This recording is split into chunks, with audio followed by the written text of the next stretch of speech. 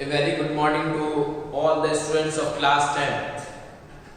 बेटा आज हम सोशल साइंस के अंदर हिस्ट्री का वन लेसन डिस्कस कर रहे हैं और आज कॉन्सेप्ट है द एज ऑफ रिवॉल्यूशनरीज, यानी कि रिवॉल्यूशन बदलाव जितने आए उसका एक टाइम पीरियड था।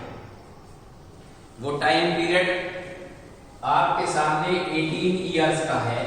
1830 से स्टार्ट होता है रिवॉल्यूशन का एज और 1848 पर एंड होता है। तो आपने एक आइडिया लगाया 30 to 48, it means 18 years regular. अब इन 1830 से स्टार्ट जो किया गया 1848 तक, उसमें अलग अलग ईयर में क्या क्या हुआ ये देखने के लिए हम आज यहां पर मौजूद हैं। Liberalism and nationalism came to be increasingly associated with the revolution in many regions of Europe such as Italian and German states. उसने कहा है कि हमने आपसे पहले लिबरलिज्म को भी डिस्कस किया था, नेशनलिज्म को भी डिस्कस किया था, और इन दोनों स्पिरिट को जो बढ़ावा मिला है वो रिवॉल्यूशंस के थ्रू मिला है। लिबरलिज्म के लिए भी रिवॉल्यूशंस किए गए, नेशनलिज्म को डेवलप करने के लिए इटली में, जर्मनी में, इनके लिए भी रिवॉल्यूशंस किए गए। और ये रिवॉल्यूशन जो थे ये यूरोप स्टेट्स के अंदर थे, रीजन्स में थे। The provinces of the Ottoman Empire, और ये जितने भी रीजन्स यहाँ डिस्कस किए हैं, इटली, जर्मनी, पोलैंड, आयरलैंड, ये सब क्या हैं? ये सब प्रोविंस हैं ऑटोमन एम्पायर की। The first appeal took place in France in July 1830। उन्होंने कहा है कि पहला जो रिवॉल्यूशन स्टार्ट हुआ वो 1830 में स्टार्ट हुआ फ्रांस के अंदर, जिन्हें हम इस टॉपिक को हमने फ्रेंच रेवोल्यूशन के नाम से डिस्कस किया। The July revolution sparks as uprising in Brussels. उसके बाद जुलाई मंथ में एक रिवॉल्यूशन स्टार्ट हुआ और उसने ब्रुसेल्स को राइज किया, which led to Belgium breaking away from the United Kingdom of the Netherlands।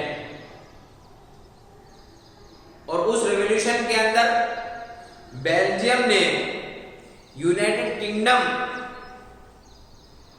के अंदर एक पावर थी नीदरलैंड, उसको ब्रेक किया। और 1821 के अंदर एक स्ट्रगल किया गया, 1830 से पहले एक स्ट्रगल किया गया 1821 में, और वो स्ट्रगल जो था वो ग्रीस के इंडिपेंडेंस के लिए था।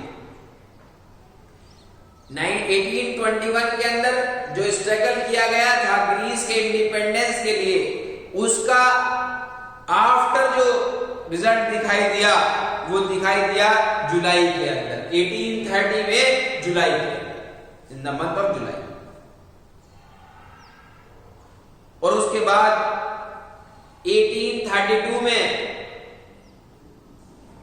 रिवॉल्यूशन के 2 साल के अंदर एक ट्रीटी साइन की गई। एक ट्रीटी साइन की गई थी रिवॉल्यूशन 1830 से पहले 1815 में, जिसका नाम था ट्रीटी ऑफ वेना। लेकिन रिवॉल्यूशन के स्टार्ट के बाद 1830 के बाद 1832 के अंदर एक ट्रीटी साइन की गई, treaty of Constantinople. Treaty of Constantinople.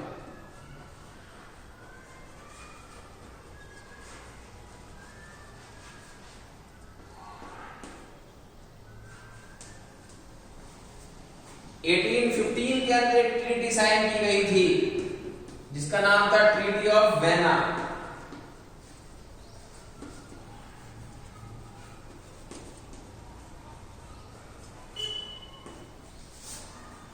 मैंने अपने लास्ट लेक्चर के अंदर ट्रीटी ऑफ वेना के अंदर कौन कौन से पॉइंट डिस्कस किए गए थे जिसकी वजह से ट्रीटी ऑफ वेना साइन की गई, ये मैंने अपने लास्ट लेक्चर के अंदर आपको डिस्कस किया।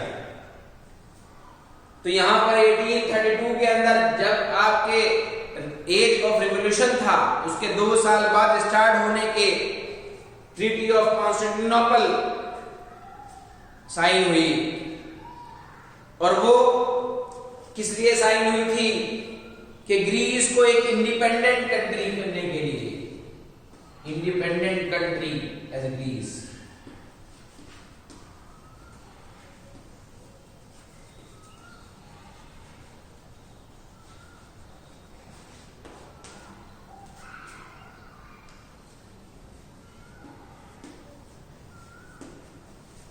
बताया मैंने आपसे कि ग्रीस को इंडिपेंडेंट करने के लिए स्ट्रगल कहां से स्टार्ट हुआ, 1821 से, और 1832 में आकर ये ट्रीटी साइन की गई कि ग्रीस को इंडिपेंडेंट कंट्री घोषित कर दिया जाए, अनाउंस कर दिया जाए।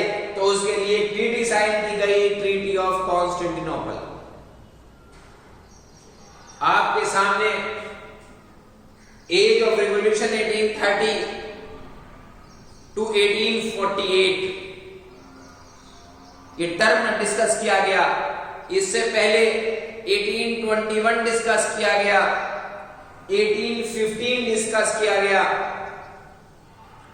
और एज ऑफ रिवॉल्यूशन के अंदर एक ट्रीटी डिस्कस की गई, ट्रीटी ऑफ कॉन्स्टेंटिनोपल 1832 के अंदर, जो ग्रीस को इंडिपेंडेंट कंट्री अनाउंस करने के लिए की गई। तो मैंने आपके सामने आज एक कॉन्सेप्ट डिस्कस किया है कि रेवोल्यूशन के टर्म 18 ईयर से पहले 1821 में, 1815 में